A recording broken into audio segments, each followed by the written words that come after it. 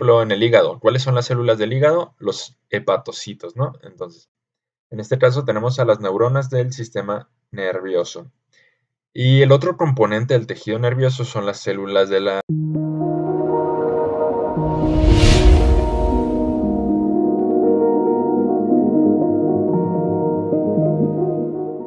¿Qué onda a todos? Espero que se encuentren muy bien. El día de hoy vamos a hablar sobre el sistema nervioso. Básicamente el sistema nervioso lo controla todo, ¿no? Nos permite tener una respuesta al medio externo y también al medio interno. O sea, el sistema nervioso en sí controla todo, desde respirar, nuestros movimientos, la circulación, etcétera. La manera en que reaccionamos ante el entorno es controlada por el sistema nervioso. Todo lo que sentimos, el dolor, todas las emociones, sistema nervioso. Incluso todos los movimientos de los músculos, pues gracias al sistema nervioso. Creo que es de los sistemas más importantes y un poco más complejos y difíciles de entender, pero vamos a tratar de explicarlo lo más sencillo posible. Primero, tenemos que saber que el sistema nervioso se divide principalmente en dos sistemas. El sistema nervioso central, que lo abrevian como SNC, y también se divide en sistema nervioso periférico, que lo pueden encontrar abreviado como SNP. Entonces, el sistema nervioso central se compone de lo que es el encéfalo y la médula espinal. El encéfalo no solo quiere decir cerebro, literalmente es todo lo que está dentro de la cavidad craneal, que es el cerebro, el cerebelo y el tronco encefálico. Y a su vez el tronco encefálico pues se divide en mesencéfalo, protuberancia y bulbo raquídeo, pero eso es otro tema, ¿no? Entonces, el sistema nervioso central se va a dividir en encéfalo, que compone todo esto, y en la médula espinal, que básicamente sería esto, ¿no? Encéfalo y médula espinal, eso sería el sistema nervioso central. El sistema nervioso periférico se va a componer de todos los nervios y los demás componentes. Entonces, todos estos nervios que salen de la médula espinal componen el sistema nervioso periférico, ¿ok? Que pues hablará mucho con más detalle de estos dos, del sistema nervioso central y periférico, en los próximos videos. El sistema nervioso periférico se divide a su vez en dos sistemas. En sistema nervioso somático, que lo podemos encontrar abreviado como SNS, y también se divide en sistema nervioso autónomo, que lo podemos abreviar como SNA. De estos hablaré un poco más adelante en los próximos videos, pero así en pequeño resumen, pues somático aquello que nosotros podemos controlar y autónomo aquello que no podemos controlar. Esto también nos va a ayudar mucho en el sistema simpático y parasimpático. El sistema simpático nos ayuda a preparar el cuerpo para la huida, para la lucha, y el parasimpático es cuando el cuerpo está relajado, pero como les digo, se los mencionaré en los próximos videos. Muy bien. Vamos a tener el tejido nervioso, ¿no? El tejido nervioso es uno de los tipos de tejido, ¿no? Como existe también el tejido epitelial, el tejido sanguíneo, también tenemos tejido nervioso. El tejido nervioso se compone de dos componentes, las neuronas y la neuroglía, ¿ok? Entonces, las neuronas básicamente son las células nerviosas y la neuroglía se denominan células de la glía también y sirven para el soporte de las neuronas. Como tal, las neuronas, aquí vemos una neurona, son las células que componen el sistema nervioso. Así como, por ejemplo, en el sistema muscular tenemos a los miocitos, que son las células que componen el sistema muscular, es lo mismo acá en el tejido nervioso. Las neuronas son las células del tejido nervioso. O por ejemplo, en el hígado, ¿cuáles son las células del hígado? Los hepatocitos, ¿no? Entonces, en este caso tenemos a las neuronas del sistema nervioso. Y el otro componente del tejido nervioso son las células de la glía o células gliales o neuroglía, cualquiera de los nombres está bien.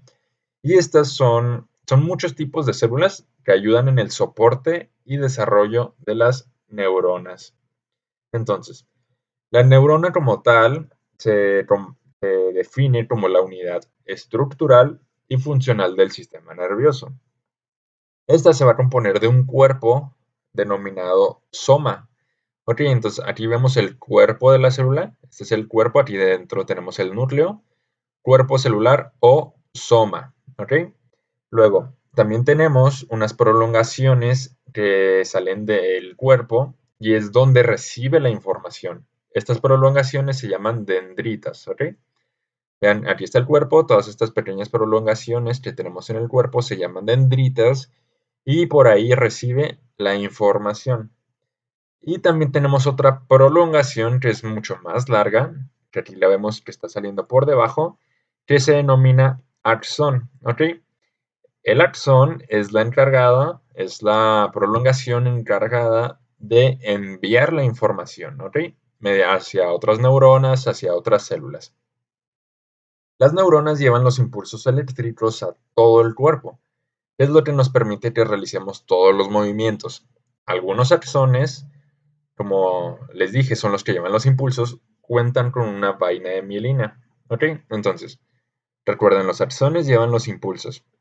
Estos axones van a contar con capas que se denomina vaina de mielina. La vaina de mielina básicamente es una capa de lípidos y de proteínas que está alrededor de los axones. Que estas capas azules, lo amarillo es el axón y todo esto azul son las capas de mielina.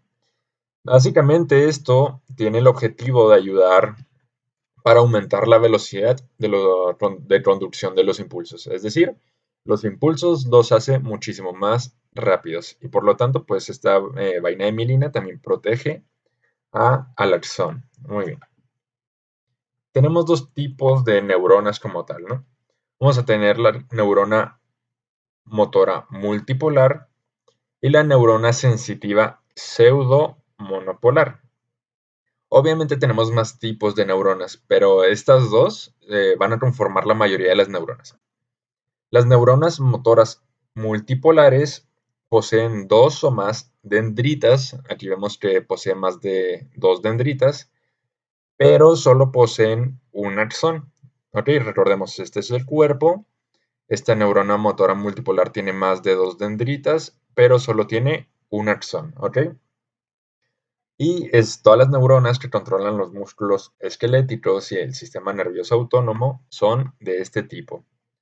También tenemos las neuronas sensitivas pseudo-monopolares.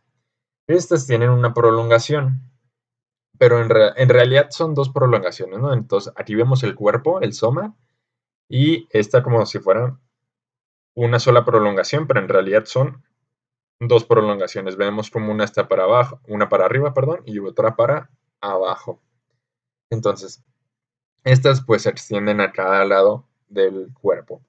Una prolongación, una de estas, se denomina prolongación periférica, que en este caso, esta de abajo es la prolongación periférica y la otra, que es esta de arriba, se denomina prolongación central. Esto es porque la prolongación periférica es la que recibe el estímulo, ¿ok? Entonces, aquí, por ejemplo, tenemos, está conectado a un órgano receptor, por ejemplo, a la piel.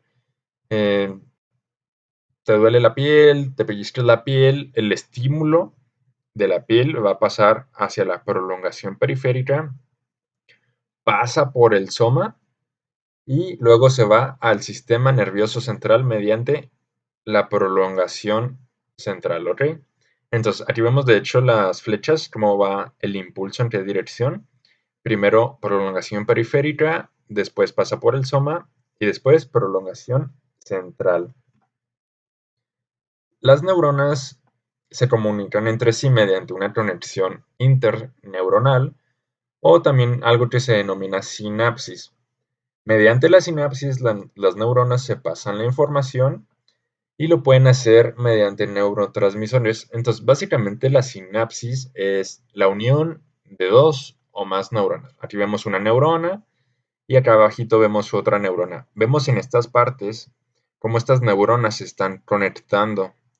Vemos aquí cómo esta neurona está pasando su información mediante su axón y esta neurona de abajo está recibiendo la información mediante sus dendritas. Y los puntos de uniones se denominan sinapsis. De hecho, aquí en un cuadrito es esta imagen gigante y vemos aquí cómo tenemos la sinapsis, tenemos una neurona presináptica, es decir, antes de la sinapsis, y la neurona de abajo es la neurona postsináptica, es decir, después de la sinapsis. Estas bolitas rojas son neurotransmisores, que son las que permiten que el impulso siga avanzando y mediante vesículas, pero eso será tema de otro video. Como les mencioné, otro de los componentes del tejido nervioso eran las células gliales. Estas células gliales básicamente ayudan al soporte de las neuronas y son de muchos tipos. Entonces, por ejemplo, un dato interesante es que estas son 5 veces más abundantes que las neuronas y sus funciones principales son las de apoyar, aislar y nutrir a las neuronas. También todo esto se denomina como neuroglía. Y dependiendo si está en el sistema nervioso central o en el sistema nervioso periférico, pues va a adquirir otro nombre. Por ejemplo, la neuroglía que está en el sistema nervioso central se denomina oligodendroglía. También tenemos a los astrocitos, a las células ependimarias y a la microglía. ¿Ok? En el sistema nervioso periférico tenemos a las células satélites y a las células de Schwann, que veremos más adelante sus funciones. Básicamente, quédense con que nos ayudan al soporte de las neuronas. Y las neuronas son las células principales del tejido nervioso que llevan los impulsos hacia todo el cuerpo. En el siguiente video veremos el sistema nervioso central un poco más específico, como les mencioné es encéfalo y médula espinal. Y en el próximo video veremos sistema nervioso periférico. Así que no te los pierdas, estate al pendiente y nos vemos en el siguiente video.